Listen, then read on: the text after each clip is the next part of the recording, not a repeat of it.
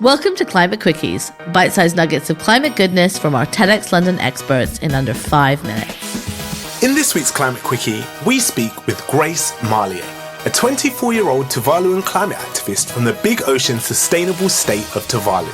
Grace has been working to strengthen the resilience of the nation's identity and heritage in the face of rapidly rising ocean levels, which is rising 1.5 times faster than the rest of the planet. Let's head over to hear more from Grace in conversation with TEDxLondon's Ashley Brown. Stay curious. Hi Grace, it is wonderful to be sitting here with you in the beautiful Tuvalu. Hello for Ashley. My name is Grace Malie. I am 24 and I started getting into the climate discussion ever since I was 8 years old. I lived half of my life in Fiji, and my father would always write speeches for me about climate change happening in Tuvalu to talk about with my classmates and my teachers. And ever since then, it has progressed over the years, which led me to be part of the Tuvalu delegation to COP27 in Egypt.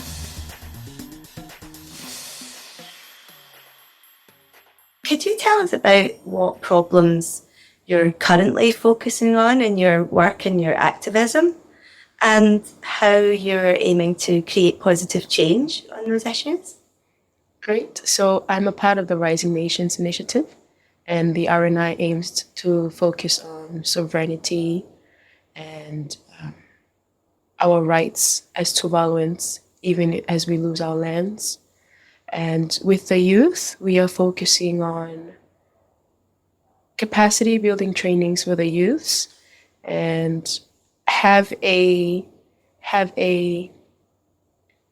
space where the youths from Curated, Republic of the Marshall Islands, and Tuvalu, those are the main three, and then focus on the rest of the South Pacific youths, just to have a space where we could talk about the climate change impact on our own islands and what solutions we can look forward to in the coming years.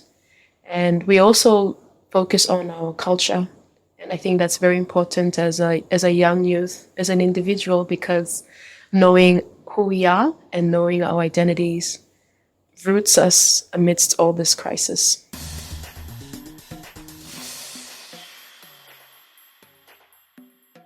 What key messages would you like the world to hear from your perspective as a young Tuvaluan today? I would keep stressing on the fact that our today is the future of their children tomorrow. The things that are happening to us now in Tuvalu, in the coming years, it'll happen to them.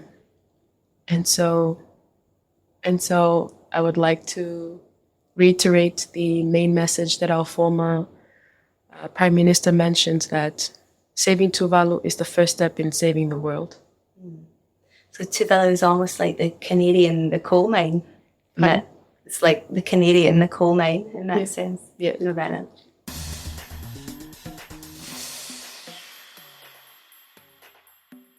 Are there any particular solutions to climate problems or ideas worth spreading from Tuvalu that you feel other nations and other activists could benefit from? Well, I'd like to start off by naming some of the initiatives that we have here and some of the local NGOs that are battling the impact of climate change. One is the Rising Nations Initiative, which I'm a part of. The other is the Future Now project, and that's led by Simon Kofe, former minister. And the other one is the Tuvalu, which is an NGO that focuses on planting corals here in Tuvalu. And I would like to point out the fact that the things that drive these initiatives are the values that were instilled in Tuvaluans. So when we have certain values that sort of motivates us to keep these discussions going, to keep these initiatives going. And some of those values that we have, I can name one, which is, what was it called again? Falepili, which literally translates to houses standing next to one another. And so in this concept, it's where if one of the neighbors sees another neighbor that doesn't have any things, like if they don't have salt, if they don't have enough resources, they go to their neighbor and ask for help, and they willingly help. And so I would like to point this value, to have a bigger perspective on this value, like for us Tuvalu and another nation, which is like the United States, I might add. If we want to ask for help, they'd be willing to gladly help us out. And it is these values that are really important in our community. And I would like those same values to be projected and upheld by our international brothers and sisters, especially our international leaders.